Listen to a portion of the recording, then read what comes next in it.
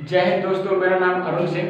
आज हम देखेंगे क्लास 12 का मैथ और इसमें टॉपिक है डिफरेंशिएशन। ये आपका इंट्रोडक्शन लेक्चर है। इसमें हम लोग क्वेश्चन कवर नहीं करेंगे, सिर्फ इसमें इंट्रोडक्शन देखेंगे कि फार्मूले कैसे बनते हैं और dy बाई dx का मतलब क्या होता है। तो हम यहाँ पर सब देखेंगे, ठीक है। तो हम यहाँ पर सबसे पहले देखते हैं, आ जाते हैं थोड़ा अपने टॉपिक पर। हम यहाँ पर देखेंगे कि आज हम देखेंगे यहाँ पर अवकलन अवकलन अवकलन जिसको बोलते हैं डिफरेंशिएशन। ओके, डिफरेंशिएशन ये अवकलन है क्या, आखिर ये अवकलन काम कहाँ आता है, ये भी समझना जरूरी है। ये अवकलन हमारी क्लास 11th 12th मैथ में तो कंफर्म ये तो यूज होती है, लेकिन ये फिजिक्स में भी बहुत ज़्यादा यूज है इसका। तो ये मैथ और साइंस साइड, मतलब साइंस साइड में मैथ और बायो पार्ट वाले दोनों स्टूडेंट के लिए इम्पोर्टेंट है। इसमें डिफरेंशिएशन हम लोग देखेंगे यहाँ पर। तो ये जो अवकलन है, अवकलन फिजिक्स और मैथ दोनों में इम्पोर्टेंट है, ये बात तो आपको समझ में आ गई होगी, ठीक है। तो हम यहाँ पर देखते हैं कि dy बाई dx, आपने ये वाला देखी होगी ये क्या है। तो हम लोग इसको देखते हैं, ये है क्या, dy by dx। dy by dx का मतलब होता है कि x में जितना परिवर्तन हो रहा है, x में dy बाई dx है, x में जितना परिवर्तन हो रहा है, x के कारण y में कितना परिवर्तन हो रहा है, यही है हमारा dy बाई dx। x के कारण, इसका मतलब क्या है, x के कारण y में परिवर्तन, x के कारण y में परिवर्तन क्या कहलाता है, dy बाई dx कहलाता है। ओके, तो इस तरह की चीजें आपने बहुत जगह देखी होगी। जैसे अब यहाँ पर x की वैल्यू कुछ भी हो सकती है, जैसे यहाँ पर हम x की जगह पर अगर हम t रख रहे हैं तो देखो क्या हो जाएगा, यहाँ पर d अपान में dt। ओके, और यहाँ पर y कर दें तो अब क्या होगा यहाँ पर, अब यहाँ पर देखो क्या होगा कि t के लिए t में परिवर्तन, मतलब यहाँ पर कहने का मतलब यह है कि t के कारण y में कितना परिवर्तन हो रहा है, ये चीज है ना, कि t के कारण y में कितना परिवर्तन हो रहा है, यही हमारा क्या कहलाता है, dy बाई dt। अब यहाँ पर देखो x और y की वैल्यू कुछ भी हो सकती है, नथिंग एवरीबॉडी, ठीक है। तो हम यहाँ पर y की जगह पर अगर हम v रख दें, v और यहाँ पर dt, ओके, और यहाँ पर v क्या है, v है हमारा वेलोसिटी। तो ये तो कुछ देखा देखा सा लग रहा है, dv अपान में dt, ये क्या कहलाता है, ये तो फिजिक्स का टॉपिक है। देखो यहाँ पर, यहाँ समय के t के कारण, यहाँ पर मतलब समय के कारण वेलोसिटी मतलब वेग में परिवर्तन क्या कहलाता है, एक्सीलरेशन कहलाता है। एक्सीलरेशन या फिर त्वरण इसको बोल सकते हैं, एक्सीलरेशन या फिर त्वरण बोल सकते हैं। तो यही होता है कि t के कारण, मतलब t के कारण v में परिवर्तन, t के कारण वेलोसिटी में परिवर्तन या फिर t के कारण वेग में परिवर्तन त्वरण कहलाता है, ठीक है। तो यहाँ पर देखो dv अपान में dt, ये वाला फार्मूला आपने देखा होगा और ये फिजिक्स में है। तो हम लोग यहाँ पर सिर्फ इंट्रोडक्शन देखेंगे, फिजिक्स में हमको नहीं जाना है। ओके, तो हम इसके बाद देखते हैं, ये आपको समझ में आ गया dy बाई dx है क्या चीज। अब हम इसके आगे देखते हैं कि आज हम यहाँ पर कवर कौन कौन से टॉपिक करेंगे। आज हम सबसे पहले देखेंगे यहाँ पर नियतांकों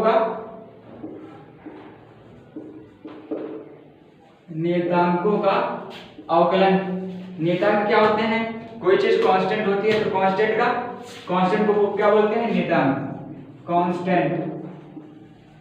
तो हम सबसे पहले क्या देखेंगे, नियतांक का अवकलन, और उसके बाद क्या देखेंगे दूसरे नंबर में, फिर हम उसके बाद देखेंगे नियतांक के बाद हम लोग देखेंगे त्रिकोणमिति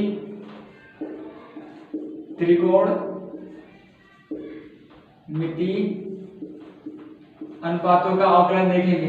त्रिकोणमिति अनुपातों का अवकलन देखेंगे, इसे क्या बोलते हैं, ट्रिग्नोमेट्री रेशियो। ठीक है।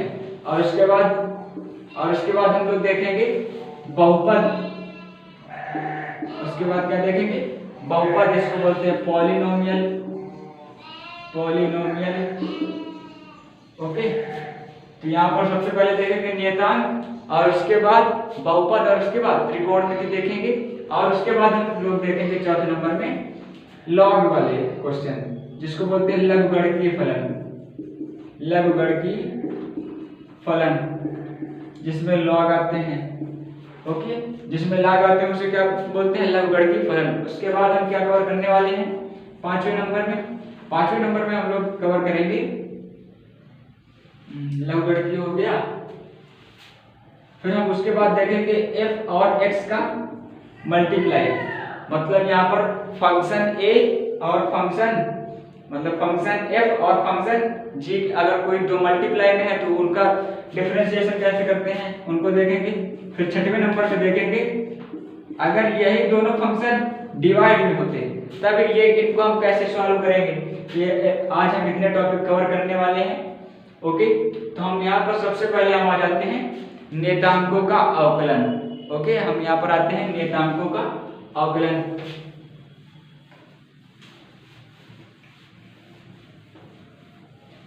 नियतांकों का अवकलन, तो सबसे पहले हम देखेंगे नियतांक।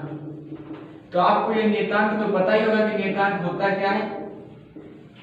कांस्टेंट का मतलब होता है कि ऐसी नंबर्स जो कभी परिवर्तित नहीं होती हैं उसे क्या बोलते हैं? नियतांक बोलते हैं। जैसे 10 कभी परिवर्तित होगा? नहीं होगा ना। 10 है, अगर हम इसको चंद्रमा में अगर ले जाएं तो क्या वो 10 11 में चेंज हो जाएगा? नहीं, वो 10 में ही रहेगा।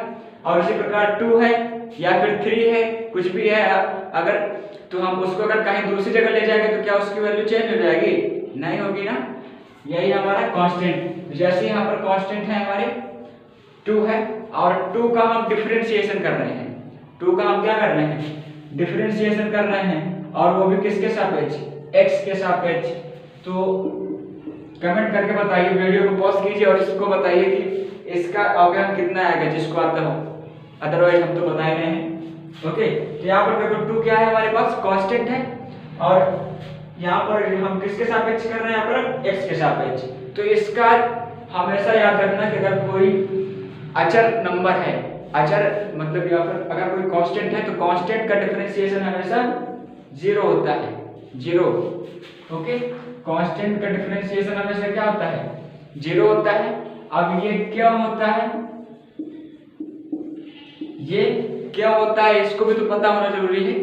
ओके, तो यहाँ पर देखो हमने आपको बताया कि डिफरेंशिएशन में अगर कोई चीज लिखी है, तो जैसे अगर ये लिखा है d2/dx, तो मतलब x के कारण 2 में कितना परिवर्तन हो रहा है?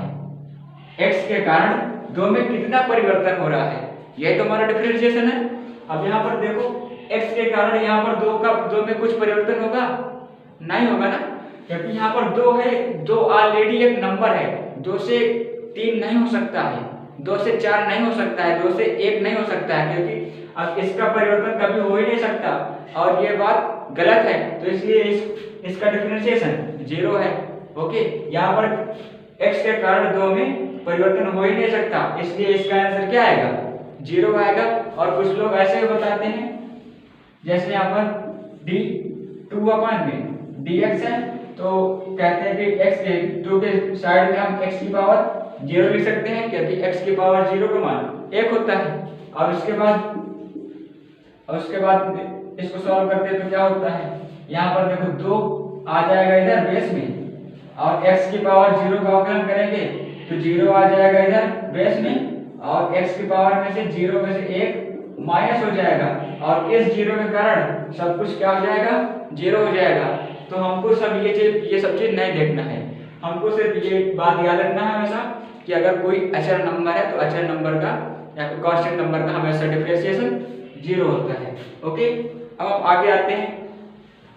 यहाँ पर नियतांकों का डिफरेंशिएशन क्या होता है? हमेशा 0 होता है, ये बात आप याद रखना। अब हम आते हैं अगले टॉपिक में, बहुपद। बहुपद का डिफरेंशिएशन कैसे करते हैं? बहुपद पॉलिनोमियल पॉलिनोमियल्स। ओके, थोड़ा 1 मिनट, थोड़ा एक मार्कर थोड़ा चेंज कर ले।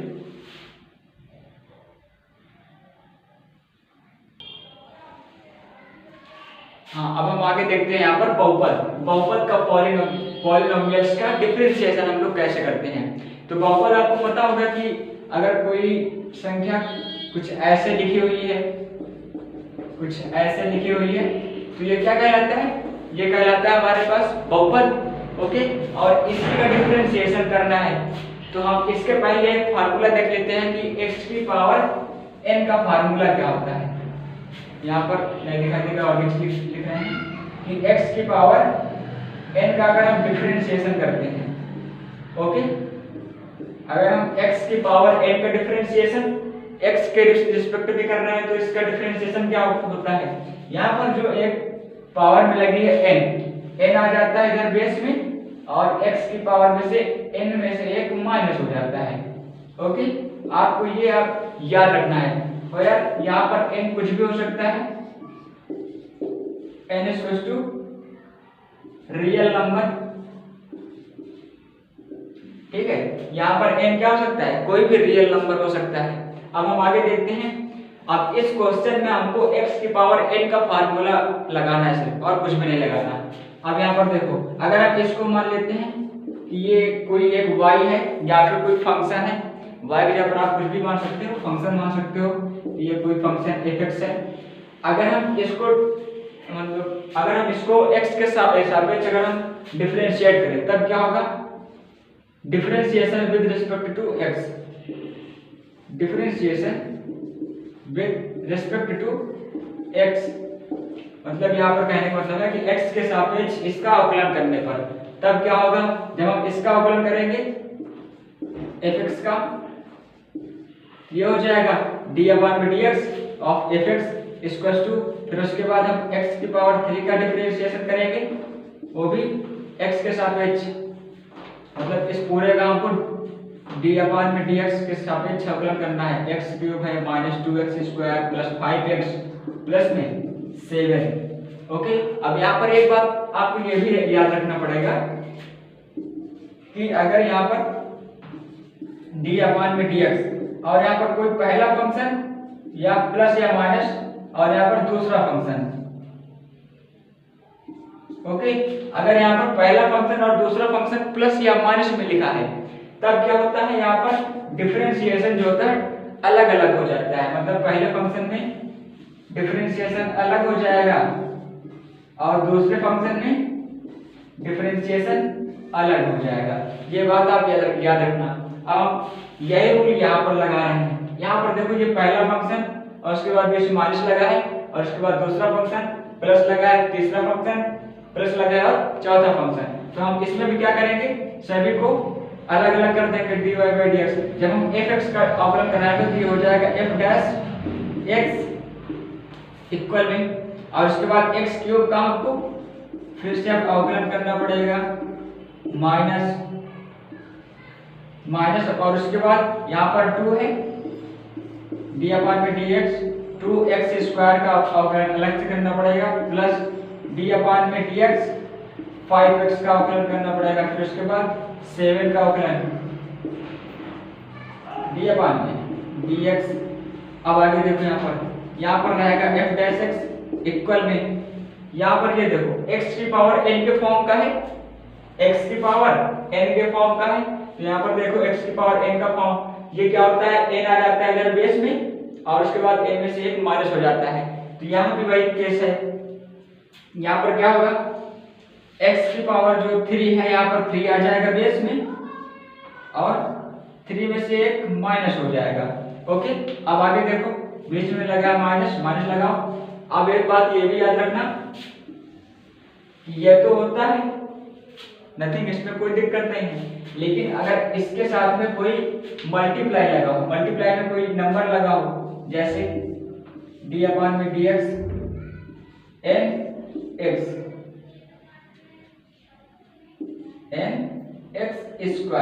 ये जो स्क्वायर है x में लगा है। ओके, यहाँ पर आगे देखो, यहाँ पर क्या होता है कि ये जो n है, n एक कांस्टेंट है और ये कांस्टेंट हमेशा बाहर हो जाता है, कांस्टेंट हमेशा बाहर हो जाएगा। और यहाँ पर देखो अब x की पावर 2 में डिफरेंशिएशन अब हो जाएगा किसका, x की पावर 2 का। ऐसे मतलब करना है इसको, ठीक है। अब यहाँ पर देखो, अब यहाँ पर हो जाएगा 2 आ जाएगा इधर बेस में और 2 में से 1 माइनस हो जाएगा, मतलब यहाँ पर 2 आ जाएगा बेस में और 2 में से 1 माइनस, मतलब 2 में से क्या 1 आ जाएगा और यहाँ पर हो जाएगा 2nx। मतलब कहने का मतलब ये है कि यहाँ पर अगर कोई मल्टीप्लाई कोई नंबर अगर लगा है तो इधर पहले लग जाता है और उसका अवकलन नहीं होता है। ओके, यहाँ भी देखो, यहाँ 2 लगा है इधर पहले और 2 इधर आ जाएगा बाहर, इसका अवकलन नहीं होगा। अब उसके बाद x स्क्वायर है, x स्क्वायर में x की पावर n का फार्मूला लग जाएगा, x की पावर n का, ठीक है। और n के प्लेस पर है 2 आ जाएगा बेस में, देखो यहाँ पर n बेस में आया तो आ जाएगा यहाँ पर 2 बेस में। और उसके बाद x की पावर में से 2 में से 1 माइनस हो जाएगा, 2 में से 1 क्या 1 बचेगा यहाँ पर प्लस। अब उसके बाद यहाँ पर सेम कैसे 5x है तो यहाँ पर 5 तो आ जाएगा पहले और उसके बाद x, यहाँ पर x की पावर 1 है तो 1 आ जाएगा बेस में और 1 में से और पावर में x की पावर में 1 में से 1 माइनस हो जाएगा, मतलब 0 आ जाएगा। अब x की पावर 0 का मान 1 होता है, आपको पता है। अब आगे आते हैं, यहाँ पर क्या बचा 3x की पावर में 3 में से 1 क्या 2 माइनस 2 2 4 x प्लस यहाँ पर x की पावर 0 का मान 1 और 1 का मल्टीप्लाई 5 में कराएंगे तो सिर्फ 5। और यही हमारा क्या फाइनल डिफरेंशिएशन। अब इसका डिफरेंशिएशन सोच रहे हैं कि इसको डिफरेंशिएट क्यों नहीं किया, ये एक अचर नंबर है, अचर का हमेशा डिफरेंशिएशन 0 होता है, तो 0 का प्लस में या माइनस में लिखे चाहे लिखे कोई मतलब नहीं है। ओके, तो यहाँ पर हम बहुपद समझ रहे हैं, बहुपद समझ चुके और ये फार्मूले आप नोट कर लेना। ओके, अब हम आगे आते हैं, उसके बाद आते हैं ट्रिग्नोमेट्री फंक्शन में। अब हम आते हैं यहाँ पर ट्रिग्नोमेट्री फंक्शन में।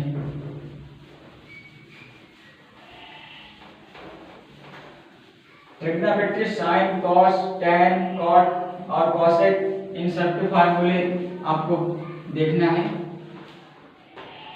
तो जैसे हमारे पास है त्रिकोणमिति है, तो त्रिकोणमिति में कई सारे अनुपात होते हैं, त्रिकोणमिति अनुपात, त्रिकोणमिति अनुपात। देखो सबसे पहला त्रिकोणमिति अनुपात है साइन थीटा बोलो या फिर साइन एक्स बोलो। थीटा के प्लेस पर कुछ भी हो सकता है, थीटा क्या है एक एंगल है और थीटा के प्लेस पर कुछ भी हो सकता है। पहले नंबर का फार्मूला, अगर साइन थीटा है और साइन थीटा का हम डिफरेंशिएशन करवा रहे हैं और किसके सापेक्ष, यहाँ पर जो लिखा है उसी के सापेक्ष हमको हमेशा करवाना है डिफरेंशिएशन। देखो हम किसके सापेक्ष करवाएंगे, डी थीटा के सापेक्ष। थीटा आपको थोड़ा अफवर्ड लग रहा होगा, यहाँ पर अभी हम लोगों ने x पढ़ा है तो सिर्फ यहाँ पर अभी x रखो। ओके, x रखेंगे तो जब हम साइन x का x के सापेक्ष अवकलन करवाते हैं तब क्या होता है, साइन x का अवकलन होता है cos x। साइन x का अवकलन क्या होता है cos x। आपको ये फार्मूले डायरेक्टली याद रखने हैं।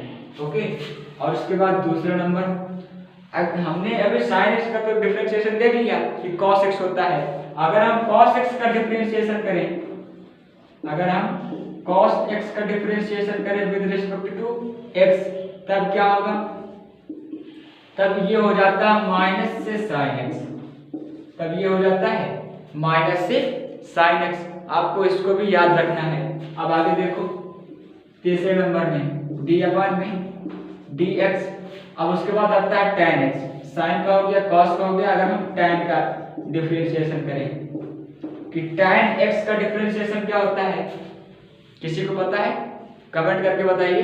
तो tan x का डिफरेंशिएशन होता है sec square x। tan x का डिफरेंशिएशन sec स्क्वायर x होता है। अब उसके बाद देख लो, हमने tan x का देख लिया। अब tan x के रिश्तेदार जो है cot, अगर उनको ना देखेंगे तो वो गुस्सा हो जाएंगे। तो देखो अगर हम cot x का डिफरेंशिएशन करवाएंगे, cot x का अगर हम डिफरेंशिएशन करवाते हैं तो इसका होता है माइनस से cosec स्क्वायर x। ओके, इसका डिफरेंशिएशन क्या होता है, माइनस से कॉसेक स्क्वायर एक्स। अब उसके बाद अब हम देखेंगे साइन का जो अपोजिट होता है, साइन का अपोजिट क्या होता है, कॉसेक। कॉसेक एक्स का डिफरेंशिएशन क्या होता है, कॉसेक एक्स। इसका डिफरेंशिएशन होता है कॉट एक्स इंटू में tan एक्स। इसका डिफरेंशिएशन क्या होता है, कॉट एक्स इंटू में tan एक्स। अब छठवें नंबर पे आते हैं, डी अपान में dx। अगर यहाँ पर एक चीज का छोटा है अभी, हाँ अभी sec x का बाकी है। अगर हम sec x का डिफरेंशिएशन करवाते हैं तब क्या होता है, sec x का डिफरेंशिएशन होता है sec x into tan x। Okay, तो ये सभी फार्मूले थे हमारे, इनको आप याद कर लेना।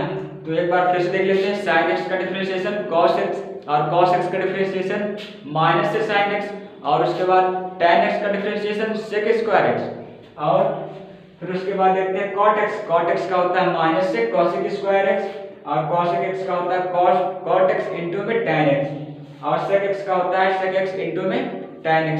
तो ये आपको डिफरेंशिएशन सभी मालूम हो गए त्रिकोणमिति के। और अगर कुछ मिलेंगे तो हम उनको फिर से बताएंगे। ओके, तो हम इसके बाद देखते हैं त्रिकोणमिति के बाद लघुगणकीय फलन। लघुगणकीय फलनों का अवकलन, इनको कैसे करते हैं, देखो लघुगणकीय का मतलब होता है लॉगरिथम। ओके, लघुगणकीय का मतलब होता है लॉग वाले क्वेश्चन जितने भी होते हैं ना, हम क्या बोलते हैं, लॉगरिथम। तो कई लोग पूछते हैं कि log x ये होता क्या है आखिर, है ना। तो log x क्या होता है, log x के यहाँ पर बेस में हमें एक e छिपा होता है, छोटा सा e छिपा होता है, ठीक है। और हम इसका यूज करते हैं बड़ी बड़ी वैल्यूज को छोटी वैल्यूज में तोड़ने का। इसका यूज ये होता है कि बड़ी वैल्यूज को हमेशा छोटी वैल्यूज में तोड़ सकते हैं। तो देखो हम log x इसको हम क्या पढ़ते हैं, log x base e, log x base e ये पढ़ते हैं। हम इसको एक प्रकार से और भी लिख सकते हैं, हम लोग इसको बोलते हैं ln x। Okay, ln x ये भी हम इसको बोल सकते हैं, और इसको बोलते हैं नेचुरल लॉगरिथम। इसको क्या बोलते हैं, नेचुरल लॉगरिथम। ओके, आप लोग फिनिक्स देख लेना। देखो इसको क्या बोलते हैं, नेचुरल लॉगरिथम।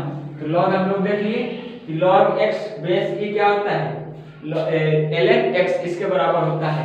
ओके, अब हम इसका डिफरेंशिएशन देखते हैं कि इसका डिफरेंशिएशन क्या होता है log x का। log x का डिफरेंशिएशन होता है log x। यहाँ पर e देखो हमेशा छुपा रहता है, हम कहीं अब e लिखेंगे नहीं, यहाँ पर हमने बता दिया है। अब आपको याद रखना है कि यहाँ पर e होता है हमेशा।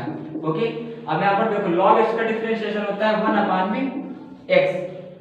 इसको भी आपको याद रखना है सीधा डायरेक्टली, log x का डिफरेंशिएशन 1 अपान में x। ओके, अब एक चीज ये भी याद रखो कि अगर log a बेस b कुछ ऐसा अगर लिखा है, कुछ ऐसा लिखा है कि log a बेस b, तो हम इसको लिख सकते हैं log a अपान में log b। अब देखो यहाँ पर log a बेस में b था, यहाँ पर बेस में b है, e नहीं है। ओके, अब यहाँ पर जब करेंगे तो log a अपान में log b, और यहाँ पर अब बेस में आ जाएगा e। ओके, ये इसको भी आप याद रखें डायरेक्ट, ठीक है। देखो ऊपर a है तो हमको अपान के ऊपर a रखना है log के साथ, और नीचे b है, नीचे हमको b रखना है e के साथ। इनको आप याद रखना। ओके, अब हम इसके बाद log के कुछ और फार्मूले देखते हैं। देखो log का डिफरेंशिएशन सिर्फ यही होता है, एक ही होता है, log इसका डिफरेंशिएशन 1 अपान में x। और उसके बाद कुछ देखते हैं, अगर log के साथ कोई नंबर मल्टीप्लाई में लिखा है, जैसे पहला फंक्शन m है और दूसरा फंक्शन n है, तो हम इसको कैसे सॉल्व करेंगे। देखो, तो हम जब भी कोई फंक्शन log के साथ मल्टीप्लाई में होते हैं तो हम उनको अलग अलग कर सकते हैं। मतलब log m और log n अलग अलग कर सकते हैं। अब यहाँ पर मल्टीप्लाई था और मल्टीप्लाई की संक्रिया किसके समान होती है? प्लस के समान। तो हम यहाँ पर बीच में क्या लगाएंगे? प्लस लगाएंगे। कि आप ये याद रखना, अगर कोई फंक्शन m और n log के साथ मल्टीप्लाई में लिखे हैं तो हम उनको प्लस में लिख सकते हैं अलग अलग करके। अब आगे देखते हैं, अगर यही नंबर्स अगर अपान में होते, अगर मल्टीप्लाई में है, अगर डिवाइड में होते तब क्या होता? m divide by n। तब हम इनको कैसे लिखते? तब हम इनको लिखते सेम ऐसे ही, बट यहाँ पर जो प्लस लगा है वो आगे लग जाएगा minus, log m minus log n हो जाएगा। ये दोनों फार्मूले आपको याद रखने हैं। तो देखो यहाँ पर पहला फार्मूला हमने सबसे पहले क्या देखा कि log x को तो ln x बोलते हैं सीधा सीधा, और इसको क्या बोलते हैं? Natural logarithm. अब फिर उसके बाद देखें हमने देखा है कि log x का डिफरेंशिएशन होता है 1 अपान में x, और उसके बाद log a बेस e को हम लिखते हैं log a अपान में log b, और उसके बाद log mn का फार्मूला क्या होता है? log m plus log n। log m अपान में n का formula log m minus log n। Okay, अब हम आगे देखते हैं, लगभग हो गया। अब हम इसके बाद देखते हैं लगभग के बाद देखेंगे हम लोग फंक्शन का। हाँ, अगर कोई पहला फंक्शन मल्टीप्लाई में लिखा है तो हम इसको कैसे डिफरेंशिएट करेंगे, और अगर दूसरा फंक्शन डिवाइड में लिखा है तो उसको कैसे डिफरेंशिएट करेंगे। तो पहले नंबर देखते हैं, अगर कोई दो फंक्शन मल्टीप्लाई में लिखे हैं, मान लीजिए पहला फंक्शन fx है और दूसरा फंक्शन gx है, और दोनों के बीच में मल्टीप्लाई का साइन लगा है। अब देखो सभी जगह मल्टीप्लाई का साइन लगा नहीं होता, कभी कभी ये भी लगा दिया जाता है डॉट, और इसका मतलब भी मल्टीप्लाई होता है। अब आगे देखो, अगर हम कहते हैं कि इन दोनों का डिफरेंशिएशन करना है तो पहले मान लो कि ये क्या है? y के बराबर है, फिर उसके बाद x के सापेक्ष अवकलन करेंगे हम लोग। x के सापेक्ष अवकलन करने पर तब क्या होगा? dy बाई dx इक्वल में। अब हमको देखो क्या करना है, अब हम क्या करेंगे? यहाँ पर पहला फंक्शन ये है और दूसरा फंक्शन ये है, इसको पहला फंक्शन मान लो और इसको दूसरा फंक्शन। फिर हम क्या करेंगे? पहले फंक्शन को एज उतार देंगे और उसके बाद दूसरे फंक्शन का डिफरेंशिएशन करवा देंगे। दूसरे फंक्शन क्या करवाएंगे? डिफरेंशिएशन। फिर उसके बाद बीच में प्लस का साइन लगाएंगे। फिर उसके बाद क्या करेंगे? दूसरे फंक्शन को यहाँ पर उतारेंगे और पहले फंक्शन का डिफरेंशिएशन करवा देंगे। ओके, यही होता है हमारा मल्टीप्लाई का फार्मूला। अब हम इसके बाद देखते हैं, अगर कोई दो फंक्शन डिवाइड में लिखे हैं, जैसे fx और दूसरा gx, दोनों किस में लिखे हैं? डिवाइड में लिखे हैं। तब क्या करेंगे? हम इनको y मान लेते हैं। देखो मल्टीप्लाई वाले को एक बार देख लो क्या होता है। पहले फंक्शन को रखेंगे, दूसरे का अवकलन, बीच में प्लस, और दूसरे फंक्शन को रखेंगे, पहले वाले का अवकलन। अब इसके बाद यहाँ पर देखो इसमें क्या करते हैं? x के सापेक्ष अवकलन करने पर ये आप लोग लिख लेना, और उसके बाद dy बाई dx करेंगे इक्वल में। अब यहाँ पर ये थोड़ा इंपॉर्टेंट है, देखो यहाँ पर gx अपान में है तो हम इसका सीधा सीधा नीचे स्क्वायर कर देते हैं, gx का स्क्वायर। ओके, तो हम इसको ऐसे लिखते हैं, या फिर हम इसको और ऐसे लिख सकते हैं, और हम इसको लिख सकते हैं g स्क्वायर x, ये भी लिख सकते हैं, कोई बात नहीं, ठीक है। यहाँ पर कोई एक को लिखना है, हमने और लगा दिया, किसी एक को लिखना है, या तो इसको या तो इसको। अब क्या करते हैं? अब हम करेंगे कि नीचे वाले को रखेंगे, सबसे पहले नीचे वाले को रखेंगे, फिर उसके बाद ऊपर वाले का अवकलन, ऊपर वाले का अवकलन, फिर उसके बाद बीच में हम लगाएंगे माइनस का साइन, ठीक है। सबसे पहले क्या करेंगे? नीचे वाले का स्क्वायर, फिर उसके बाद नीचे वाले को रखेंगे और ऊपर वाले का अवकलन, बीच में माइनस। अब ऊपर वाले को रखेंगे और नीचे वाले का अवकलन, ऊपर वाले को रखे और नीचे वाले का अवकलन। कितना आसान है। ओके, तो एक बार देख सकते हैं ऊपर वाले। पहले मल्टीप्लाई वाला देख लो। मल्टीप्लाई वाला क्या था? dy by D x. इसमें क्या होगा कि fx को रखेंगे gx का अवकलन, उसके बाद gx को रखेंगे fx का अवकलन, डिवाइड में क्या था नीचे वाले का स्क्वायर, और उसके बाद gx को रखेंगे नीचे वाले को रखेंगे ऊपर वाले का अवकलन, बीच माइनस ऊपर वाले को रखेंगे और नीचे वाले का अवकलन। ओके, तो यहाँ पर आप देख सकते हैं हमने यहाँ पर सभी टॉपिक कवर कर लिए हैं, और ये हमारा इंट्रोडक्शन लेक्चर था। अब हम इसके बाद देखेंगे एक्सरसाइज 5.2 से। ओके, क्योंकि पहला चैप्टर जो है वो सातत्य और वो सातत्य पर आधारित है, तो हम इसको 5.1 को एक अलग लेक्चर में देख लेंगे। Okay, thank you.